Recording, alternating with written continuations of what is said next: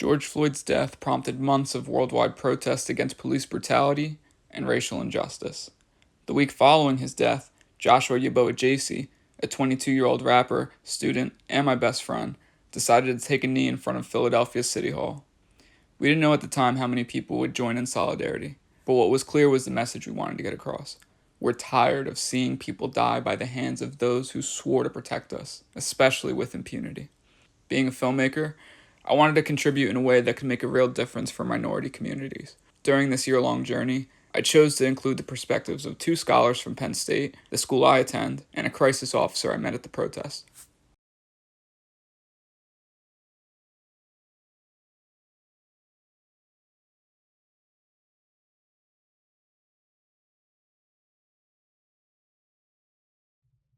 It was a slow and calculated murder by a state official.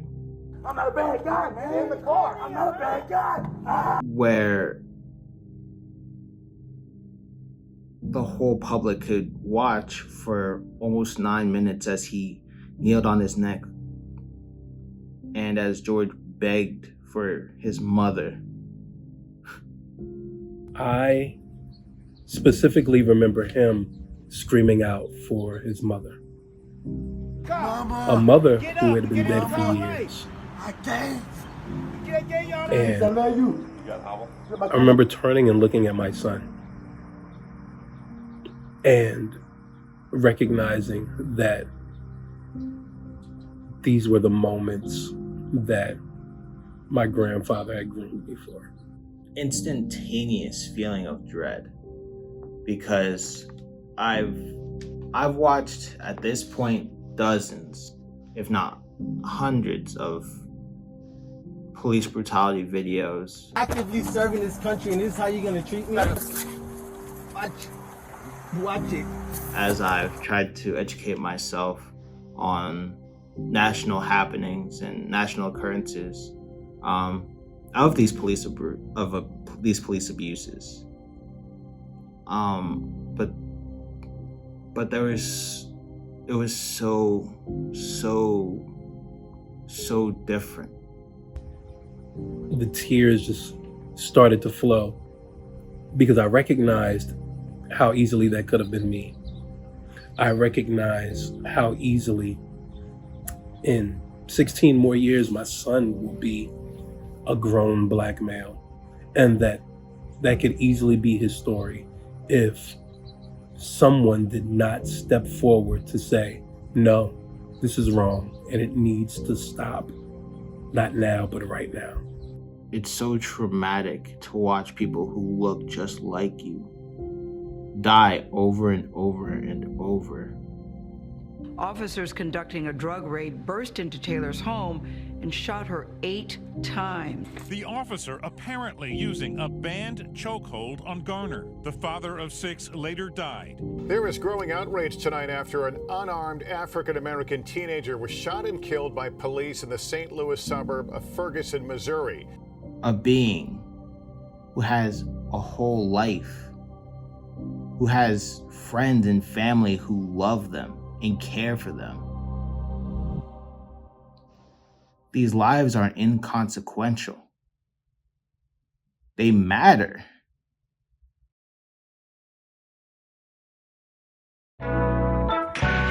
Reporting live from his hometown of Upper Darby, we are receiving this message from the one, the only, JD. How many of you have seen your brothers, your fathers, your uncles, your family members, your students die at the hands of police? I've been out here trying to be the bigger man. He been working lately days, got me taking bigger Zans. Dreaming about 100 grand, remember better days where we played with them soda cans. Damn, I miss that. Damn, I water ass from Walt in the Kit Kat. Break that ass in half, ain't no need for the chit chat. I bleed what I've been at. Everything you dream, bitch, I been that. Sliding through these streets like I'm big whack. Ever seen a family torn apart over weed sacks? Way too much of man shit. They learned our lesson. Try to make us separate. We show we all equal. Now they getting desperate. Really, they be evil. How you tell a black man in America you been been in his shoes. When you see us on the news, getting beaten and bruised. Can't believe it or conceive it, nigga, we made the blues. All that sadness setting up, what you thought we gon' do?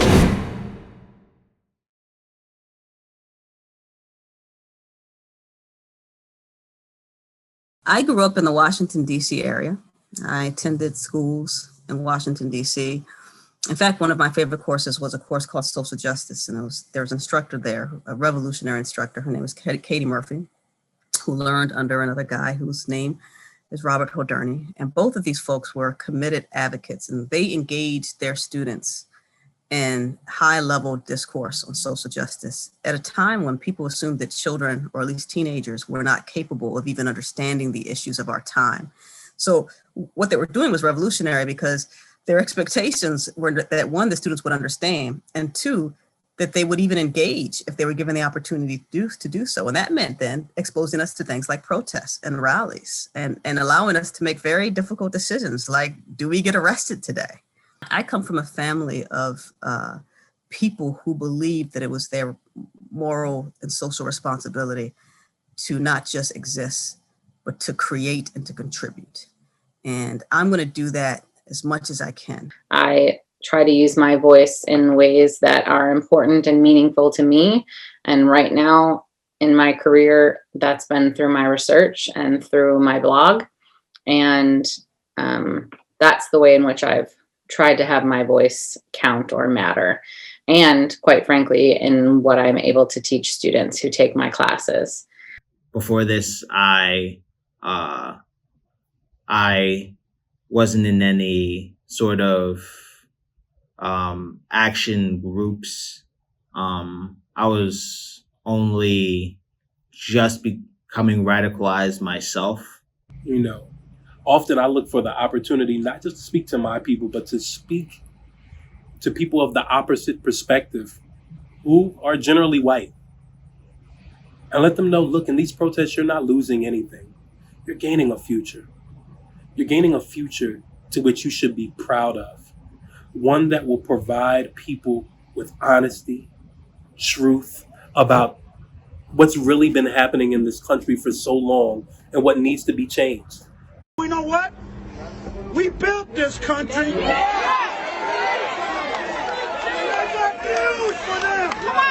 going nowhere. I went to social media, specifically Twitter, looking for actions because I wanted to desperately get involved. And I know that other people wanted to as well. I sent out this tweet along the lines of like, hey, if anyone in Philadelphia, if I start organizing something, would you be interested? You know, would you want to attend? Like, what should we do?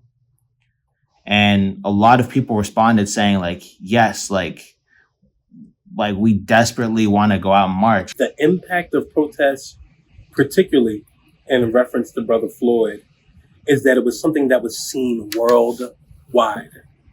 This didn't just happen down in Missouri, Alabama, or New Jersey, or Pennsylvania, but people in Paris, people in Sweden. No justice, no peace. No justice, no peace. No racist, no peace. You know, all around the world recognize that this is a human issue. I tweeted at an NBA player, Jamal Crawford, who retweeted my tweet, which gave it a whole new sort of audience that allowed it to reshare within the Philadelphia community. During this period, there was some skepticism about my identity. They scoured my Facebook, my Twitter, trying to figure out who I was. They had some theories, an alt-right activists, an undercover cop. Thankfully, I was able to get on a call with these other organizers and affirm my identity. I saw a young man dressed in all black, and it was an extremely warm day outside. And he had his bullhorn. Young man, I would later learn his name is Joshua Yeboah. He was out there leading the charge.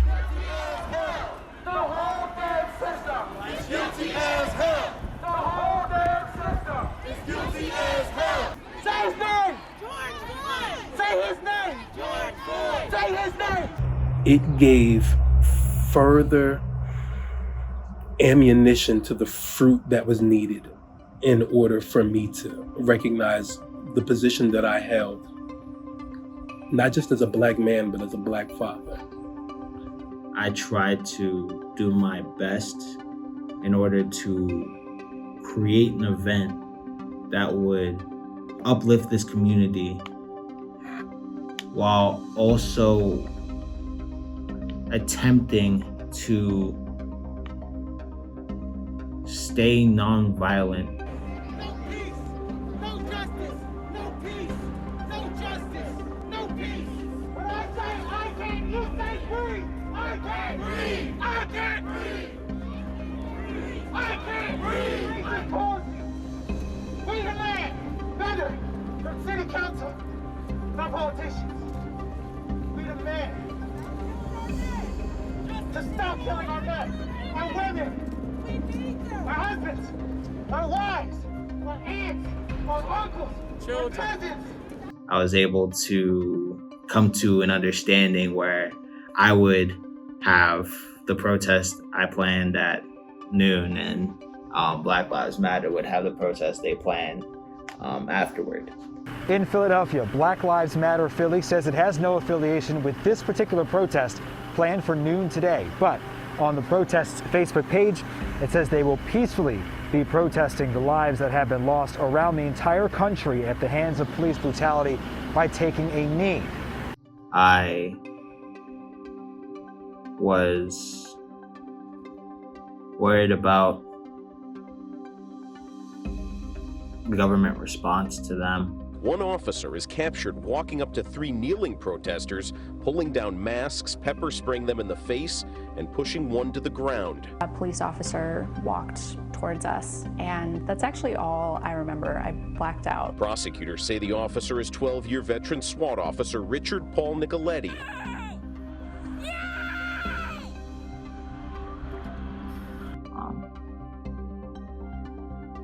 That, they may be held accountable for the actions of violent insiders, of people who come from out of town in order to cause chaos.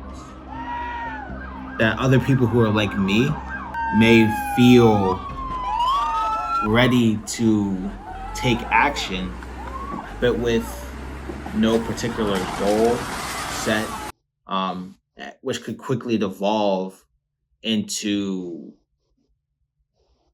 violence. I think also the media doesn't help in telling the truth of the story, which is that much of the looting and rioting that's happening is from outsiders who are coming in specifically to instigate trouble and to try to take the message, to take the importance away from the real message of what the protest was about. They're coming in specifically to cause violence, to try to lessen the impact of the message. Oh, upon finding out that there was a protest, naturally, the reform team had reached out and was just like, we're going to need help with the process of micromanaging the city in the midst of this. I was like, all right, no problem. So I ended up showing up to City Hall, and, immediately I noticed that all of my colleagues were far off in the background, either looking like they wanted to disappear or were extremely on edge. I was very tentative and very conscientious of how they would operate. My goal is to protect the public, also to protect the integrity of those that wear that badge. Many will step in for the right reasons and then become corrupted in the process. As I've continued to have conversations with them, what I have found is that many of them recognize that they're not trained. They do not see fault in most of what they're doing. And what I've truly learned is that they live their daily lives in fear. It's the fear of returning to their families, the fear of all worst case scenarios possible. And that was one of the things that I felt like needed to be changed. We need to change how this country is operated to serve the people and to serve the general interest of those who live in communities, not of businessmen, but of the people who live there, not the people who profit off of our pain and off of our suffering. The goal here is to make sure that we're protecting exactly who we said we were here to protect. Unfortunately, what I've found is that we have militarized our police. The majority of the police force actually comes out of the military.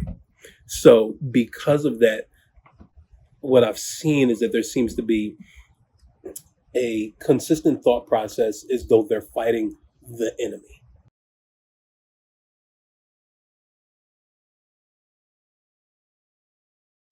Being a police officer is not an easy job by any means. It is certainly not an easy job under conditions of maximum stress. But it is very hard to look at the videos that we have been seeing from all across the country. They're macing fucking innocent people right now. She's sitting right there and they're fucking macing her in the face. Shocking new video showing the moment an Indianapolis police officer appears to kick a black man in the face while he's on the ground in handcuffs. We're not going to do this, right?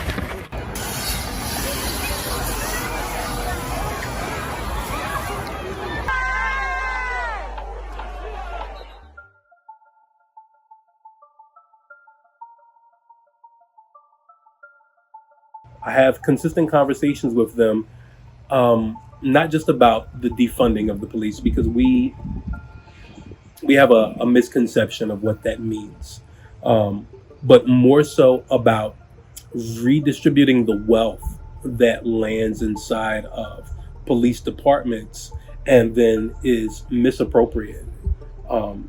Those funds need to be used to make sure that we're putting the best people possible outside so that they can handle situations. Approaching vehicles with the first thought of if there is any form of pushback, that lethal force should be your first, second, third, or fourth resolve. One of the things that was definitely a catalyst for that is the shooting of Jacob Blake. Since then, there's definitely been multiple workshops. And that's the goal right now, to show them that there's other interventions. And do I receive pushback? Absolutely.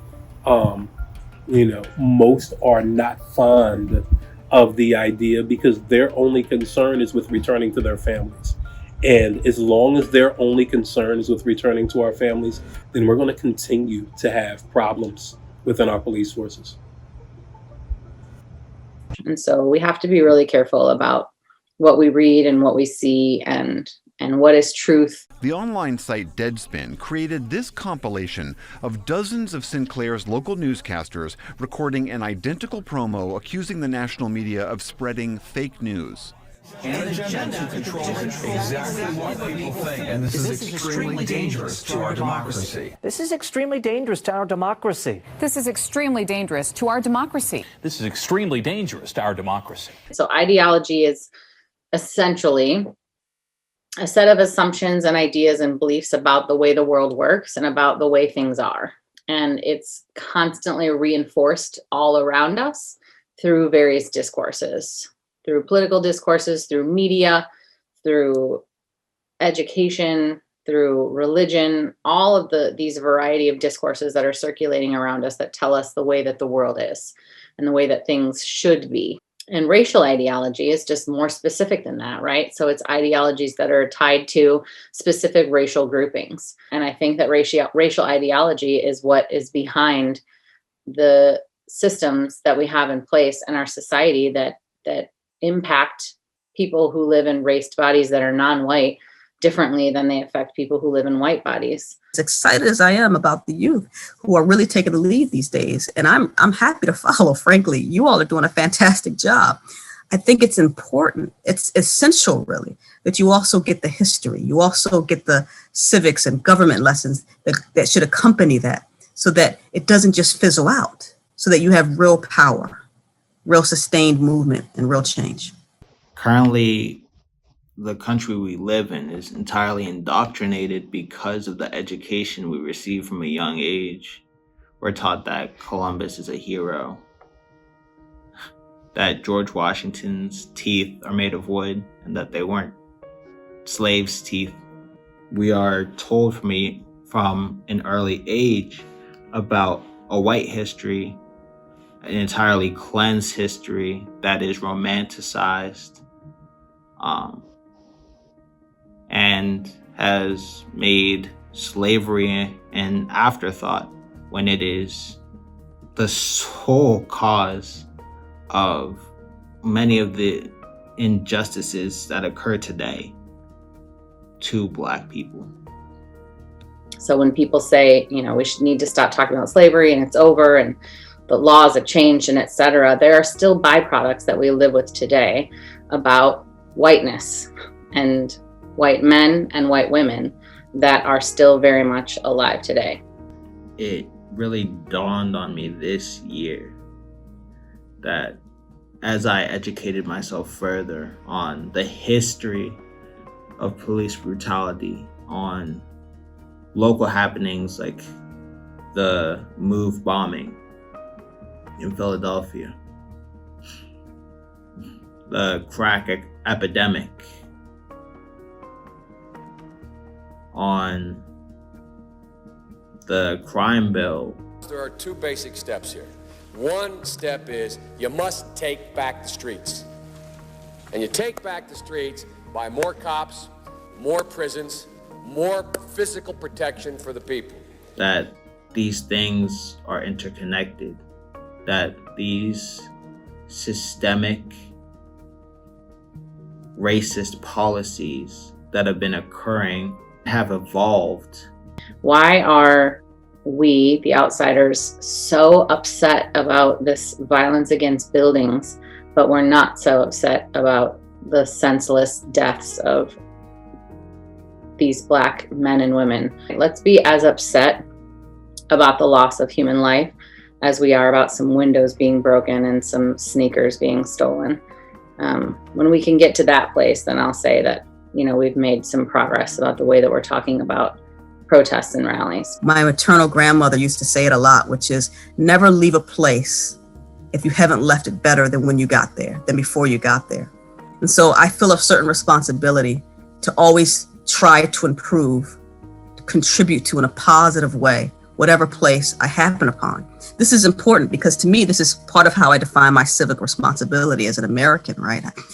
Am I contributing to making America stronger, better, more equal, more equitable, right? Am I contributing to a fairer, happier place? If not, I'm just wasting space and I'm wasting time.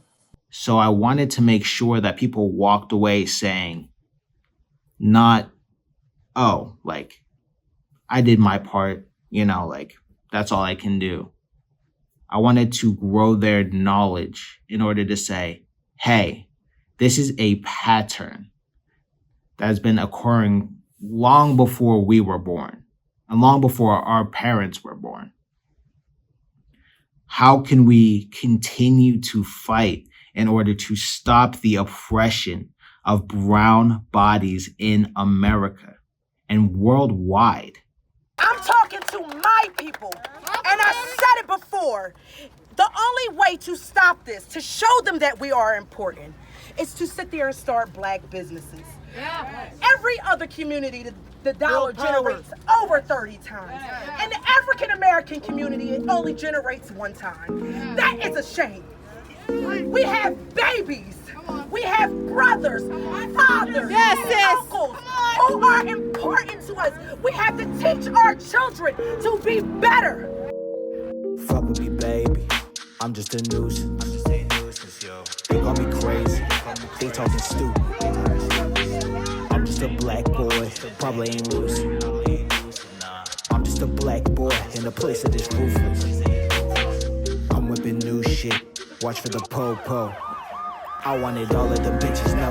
Ain't not a one of you shook me. There's a KKK in the USA, but these crackers sleep so damn comfortably. Fuck you gonna say, and the thing has changed. Fuck a thought and prayer, got no time to play. Y'all tell a nigga to vote like goddamn it, been doing that shit for 100 years. Music's been calling the savages monsters and playing to grow your collective fear. Everything homicide, homicide, homicide, homicide. Gotta make something clear. If you wanna see something awful around you, then just take a look at your fucking peers. The U.S. is an individualistic society. We are programmed to think that everything begins and ends with individuals. And so it's not shocking that people see racism as an individual thing rather than a systemic thing.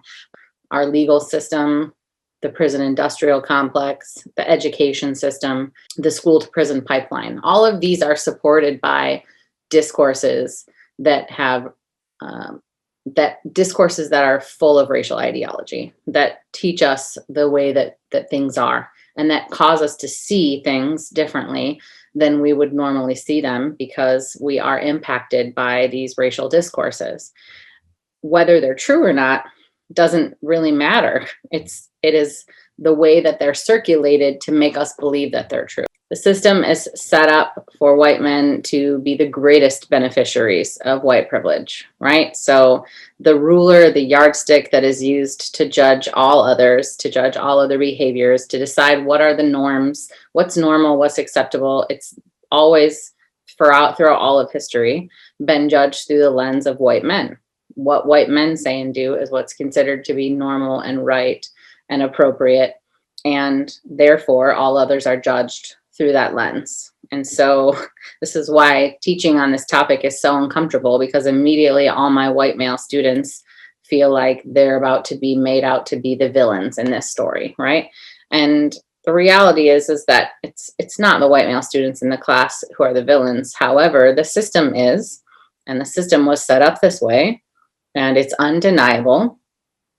And we're all implicated in it, but white males are implicated in a far different way than anyone else.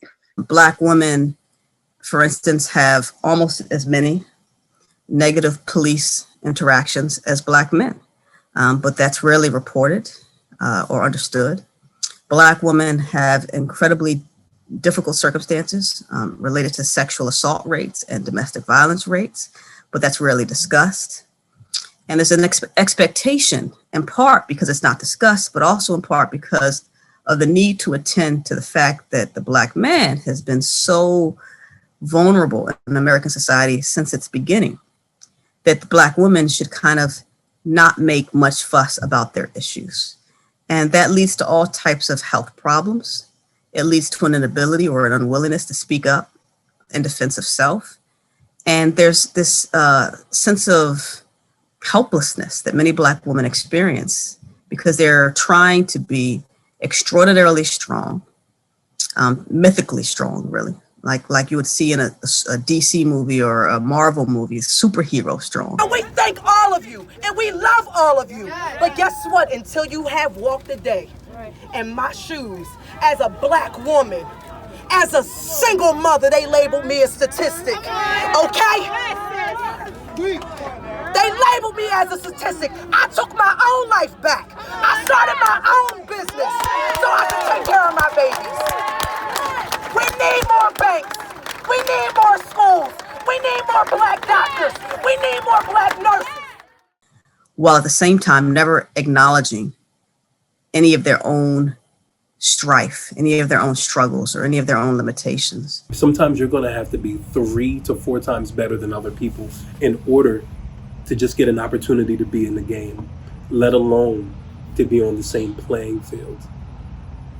But the goal is that that's the world that we have to change.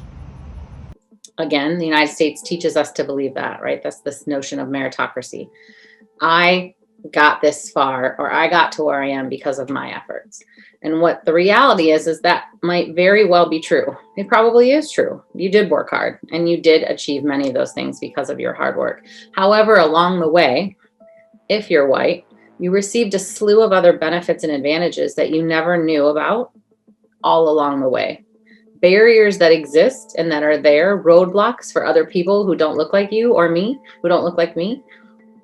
Those barriers are very real and are stumbling blocks for many people to have to work extra hard to get to the place where they are. Those stumbling blocks were just removed from my path and I never realized it.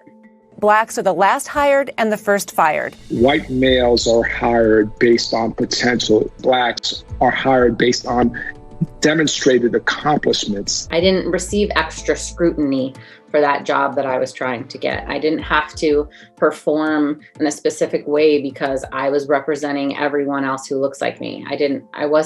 My resume wasn't viewed with extra scrutiny because of the sound of my name, right? All of these extra things that other people have to overcome, I didn't. I was in like 5th grade, 6th grade, where I just like kind of sprouted up to like 5'8", 5'9", 5'10". And then I noticed, the stairs, people crossing the street, obvious displays of discomfort, people following me in stores, making sure I don't steal anything. It makes you question your own value. And like I grew up for the longest time just like devaluing myself and doing everything to make other people happy or comfortable, having to code switch in order to make white people comfortable in spaces in order to appease to them and their comfort. You're a black person in a white neighborhood and you're acting like one. What if there's like a white person in a white neighborhood? The pressure of having to be the good black man, the well-dressed, well-read black man. You figure as someone who graduated within the top of their class, got to a university, and my mentality is take over, that's exactly what I did. And upon going to grad school after graduating with dual bachelors in 3 years, I figured I would just continue on the same trend. And I did, I finished dual masters in 1.5 years. I was moving along really, really well. And then life took a turn. There are different impacts for people of color in systemic ways, right? The legal system being another great example of that as well. Why did Brock Turner get off with such a light sentence for rape when if he'd been a man of color, we have plenty of data to show that if a man of color had raped a white woman, he would have never gotten a 3-month sentence. So these are because of racial ideologies that are circulating all around us constantly and that are built into systems that impact people in far more negative ways if they're non-white in this society.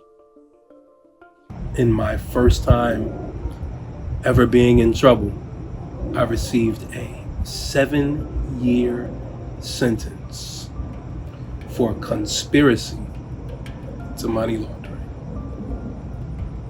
I couldn't believe it.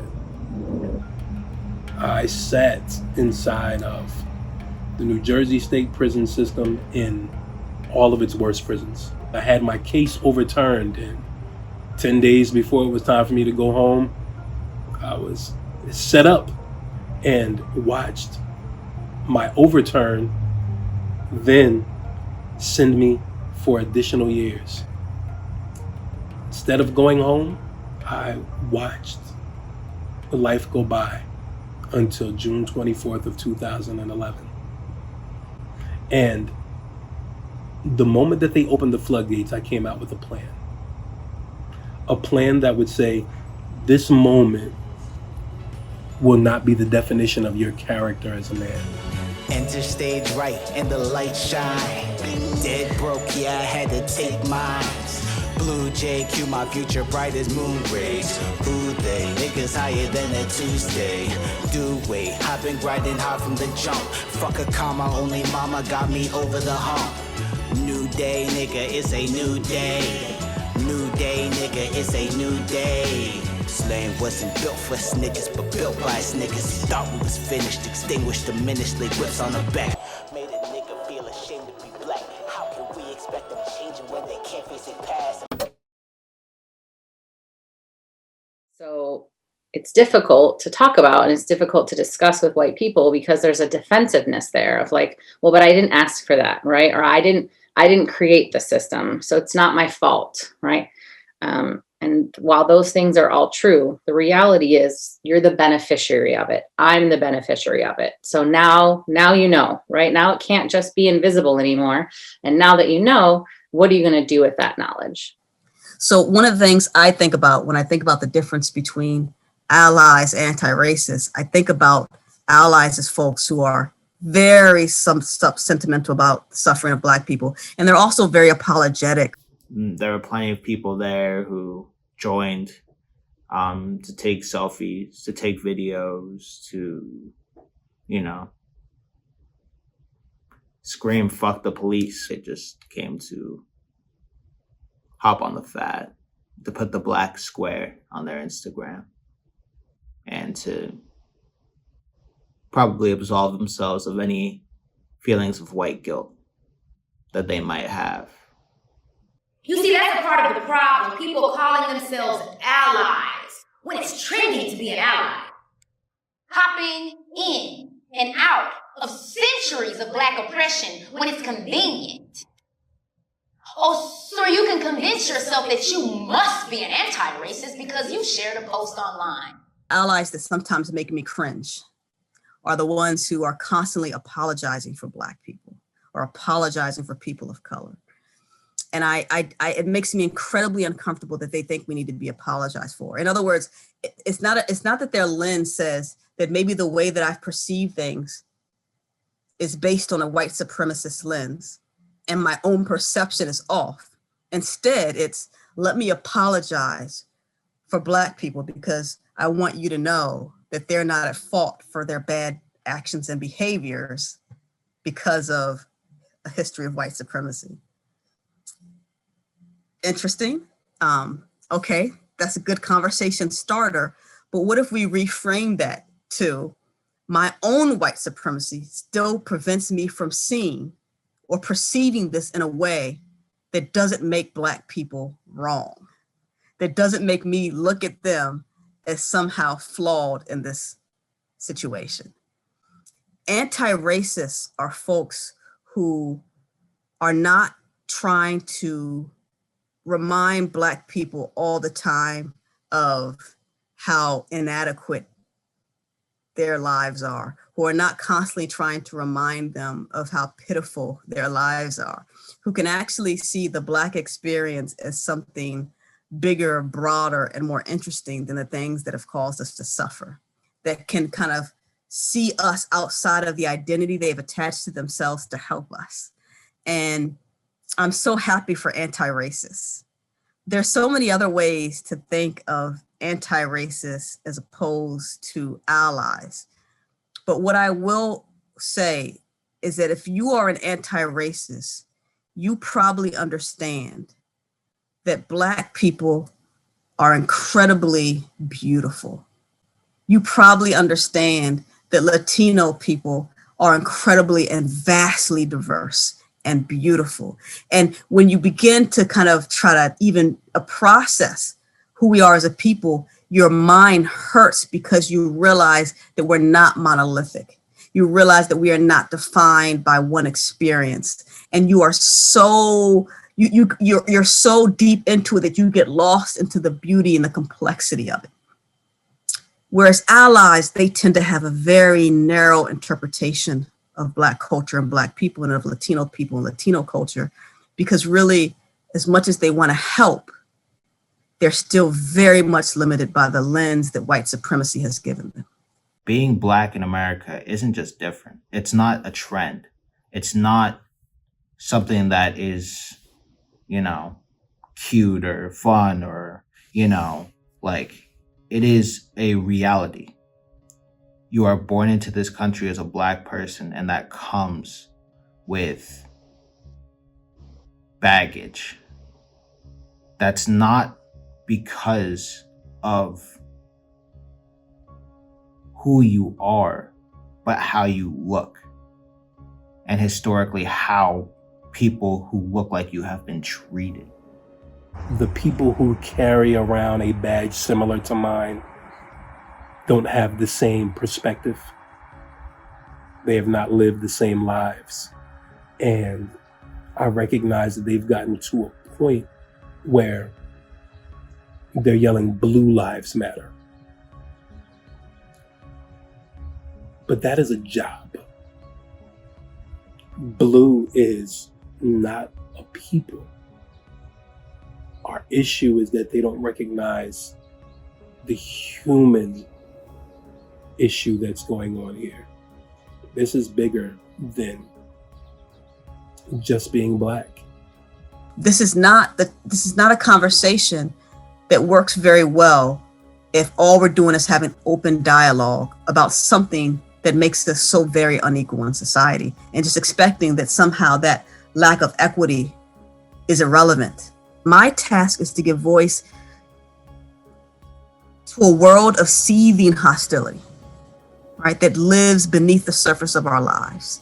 It is also my task to help them understand how our inability or our unwillingness to be made uncomfortable keeps us from engaging with it and reconciling it. Having these types of conversations, we need to talk about racial trauma. I think we need to acknowledge that the youth are hurting and they need more support than just us standing here and giving speeches. They need us to be on the ground teaching them how to survive predominantly white environments that unfortunately are all too often hostile, insensitive, culturally dangerous, and racist.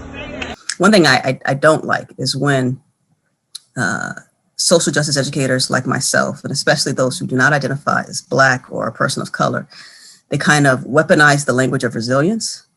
They tokenize the suffering of communities of color, and they kind of turn those communities and the people within them into kind of personal agendas. What do you have to lose? You're living in poverty. Your schools are no good. You have no jobs. 58% of your youth is unemployed.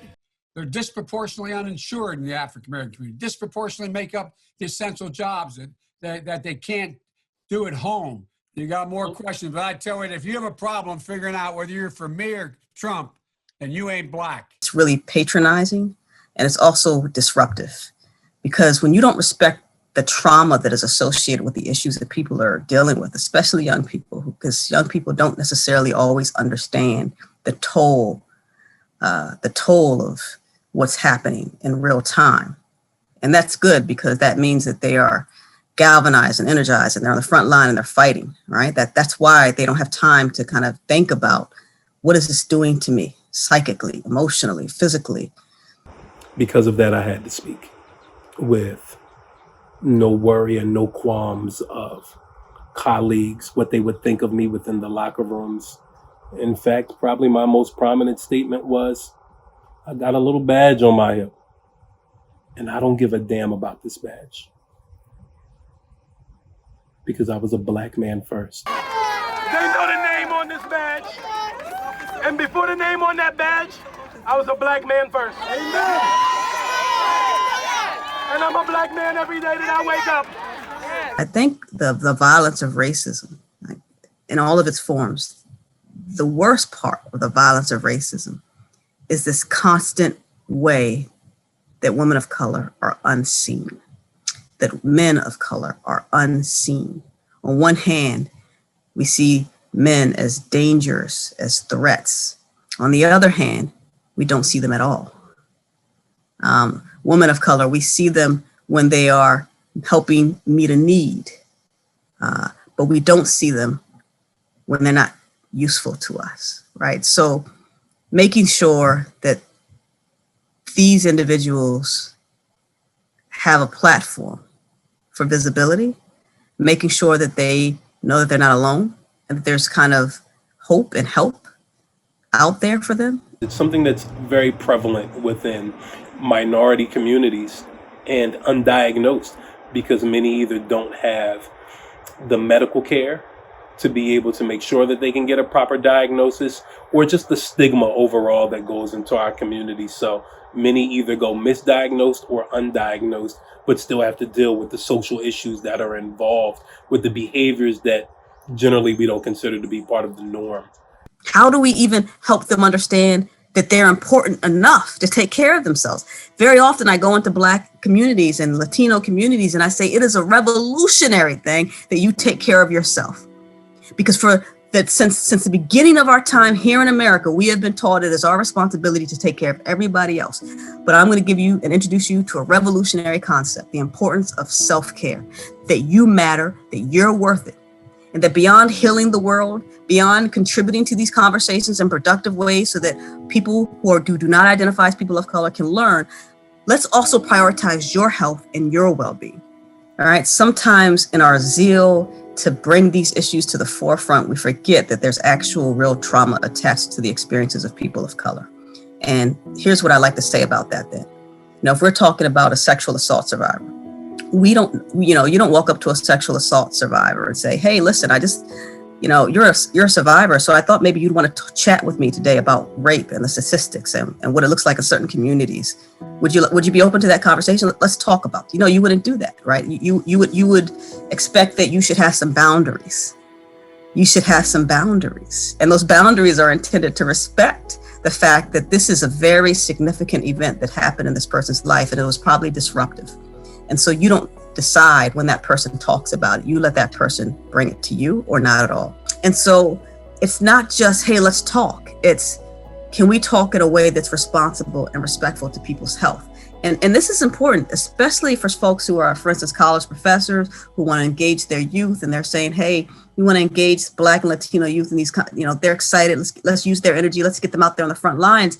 And sometimes I say, how do you all delineate the line between exploiting them and helping them?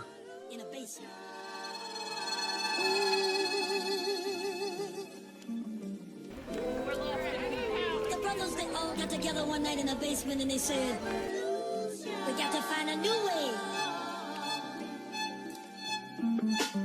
Strike lightning from the sky, just like fire from your eyes. Strike like a lightning from the sky, just like fire from your. The fight the power movement, it's really over. Most people looking at Barack, they thought it equal closure. I was looking at the future and I started to trash ideas that I've had about the present with my father's past. Used to think that life was based upon a house and car, the money that I had inside the bank and its exotic brow. I done got a little older, time should equal change, and circumstances tend to make the man, so can you really blame the fact that I've been chasing money, alcohol and hugs, posting pictures, counting up the likes that never equal love. See me dressed in Fendi Prada and these niggas mad, cause I'm looking better in the mirror than they ever have. Brother over 30, shooting like I'm 23, but dunking like I'm number 6, the Ruger on the R&B. I seen the hatred in their eyes, first I used to care, my mama told me fuck them, and I heard she hadn't cursed in years. This is why we kneel, this is why we fight, this is why we march. I am not scared of y'all. It ain't about fair, baby. It's about getting them to do what's right. So Breaking Bread and Breaking Barriers was a series, right? So there were several talks that happened as part of that larger series.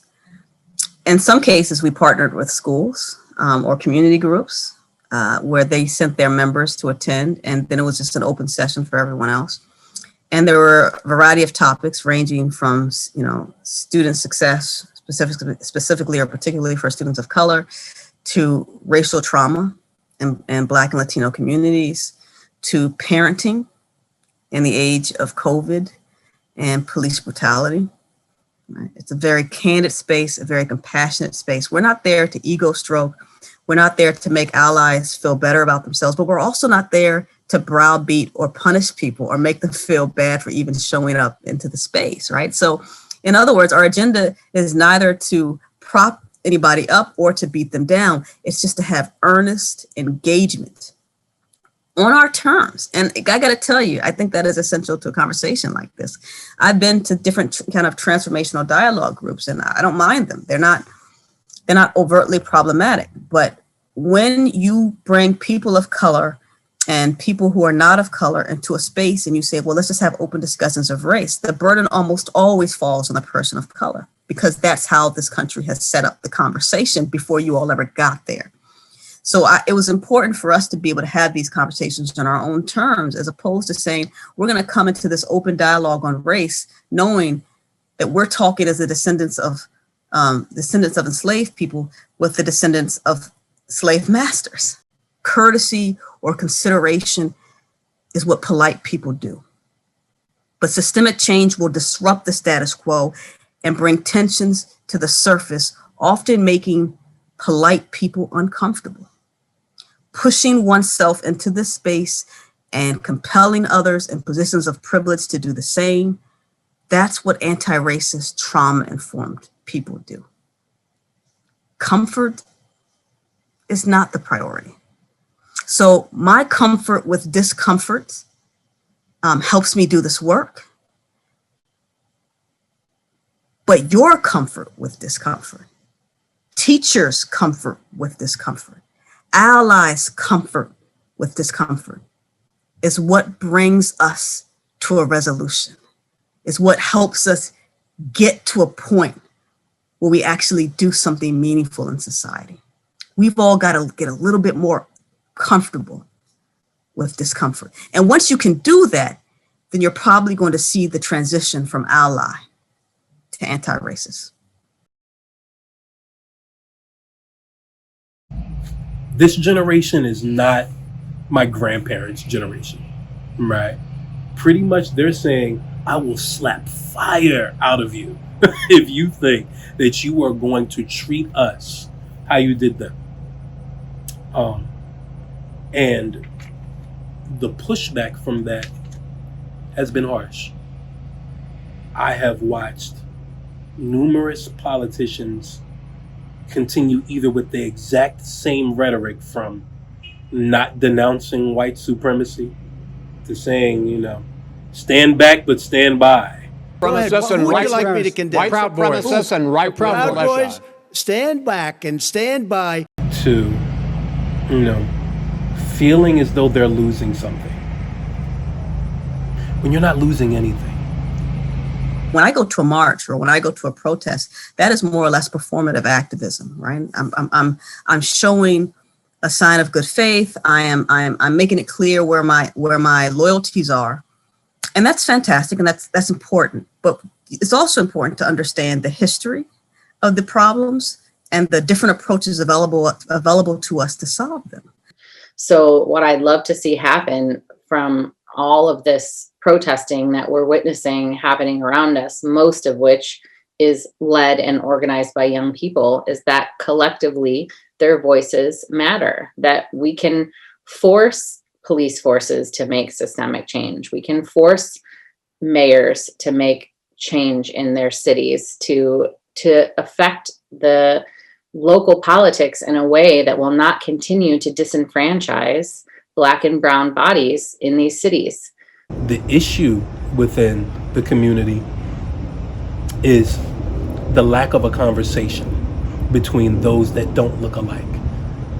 When we're able to suggest and then get people to understand that our commonalities are so much bigger than the things that separate us, you were able to see how things could change. We are stronger together as a people than separated by the people who want us separated and weakened, so that way they can take advantage of our resources. But we have to hold them accountable, and we absolutely can. And I love seeing young people realize the power of their voice and the power that they can have when getting involved in local politics. We've been watching statues come down, statues that suggest the history of racism within this country. And I'd have to say that I'm excessively proud. Today, change begins right here, right now. Damn a gentrification of a building. building. We need a regentrification of the spirit of America, of things to change, of things to pass. I got a 1-year-old. That could have been my damn son. It could have been me. It don't matter any badge. It don't matter anything. What matters is that change has to happen not tomorrow, not next week, but today. Today. We want it now. But I'm excited. I mean, I tell you what, I go to less marches these days, and maybe I'm marched out in part because of growing up in the DC area and having constant access to those types of protests and demonstrations. But I'm always inspired when I see them now, and I'm always willing to support my youth council youth when they are creating them. And then I'm also so happy to support them when we're done creating that march and it's time to go back to the office, so to speak, and get to work, right? Get to work on figuring out how to solve these issues so that the next generation doesn't have to march for the same reason. From March 8th to April 20th, 2021, Derek Chauvin was put on trial for the murder of George Floyd. The world was watching to see if justice would be served in the court of law. And although justice was served, the Floyd family still lost. I think it's important that we use this as an opportunity to come together as a people so we can get comfortable with solving the inequalities that this world faces. We owe it to ourselves and to the future. As sentence for count 1, the court commits you to the custody of the Commissioner of Corrections for a period of 270 months. That's 270. That is a 10-year addition to the presumptive sentence of 150 months.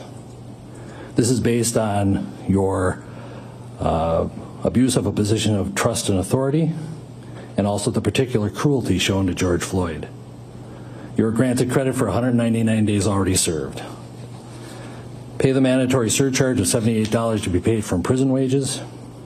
You're prohibited from possessing firearms, ammunition, or explosives for the remainder of your life.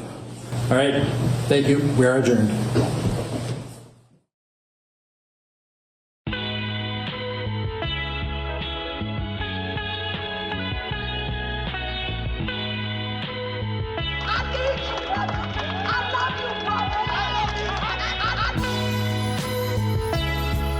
I've been waiting for a long, long time. Motherfucker, what's up? What's up? What's up? What's up? Why y'all hating? Best respect my grind. Showing niggas some love. Some love, some love, some love. Why you wanna pick the wrong side? How can I give a Yes, I'm blessed to live my own damn life. What's up? I don't do no diddy bop. And this like enema. Y'all ain't dreaming big enough. It's a new world order. The X's are here to make sure that everyone who kneels gets to socially distance away from each other. We want to make sure that we don't contribute to the COVID crisis here in Philadelphia. Another day where black babies know they worth. Gotta put them on deserve to make it better, not worse. Every inch belongs to you, everything. At its peak, approximately 3,000 demonstrators were present at the Art Museum. They exercised their constitutional guarantees passionately, but also very peacefully. We appreciate their voice and the lawful manner in which they express their anger and frustration over the tragedies that continue to take place all over the nation. Just go wild. That's why we keep it spicy, we don't do mild. They was feeding scraps, that's why we hard fry. I can't move with black mascots, where the Popeye. If y'all can feel this, put the fist in the sky, say it with me. I've been waiting for a long, long time. But what's up? What's up? What's up? What's up? Why y'all keep disrespect my grind? Get some love, some love, some love. Why you wanna pick the wrong side? No way back! Yes, I'm blessed to live my own damn life. At the hands of racism, at the hands of oppression. Every time you take one of our men, every time you take one of our babies, every time you abuse us, you lynch us, you beat us, you kill us, I'm coming out here.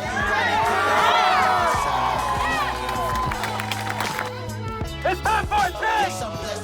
You see, I got a little badge on my hip. Damn this badge. I'm not down there with them.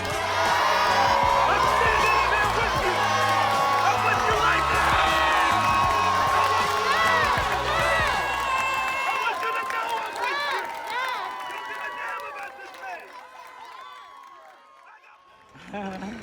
long day, but I think this is the end of the documentary. And we want to thank you all for watching, and you know, I'm so happy, we're so happy that this protest that he created, we created, it went down without a hitch, and everybody was safe, everyone was good, and everyone was a part of it, you know? Nobody wanted trouble, and the people that did want trouble, everyone was there to calm them down. And remember this day. We did this peacefully. We are not animals. We're human beings, and we deserve and demand better. 100%. We thank and love you all at home. Please stay safe.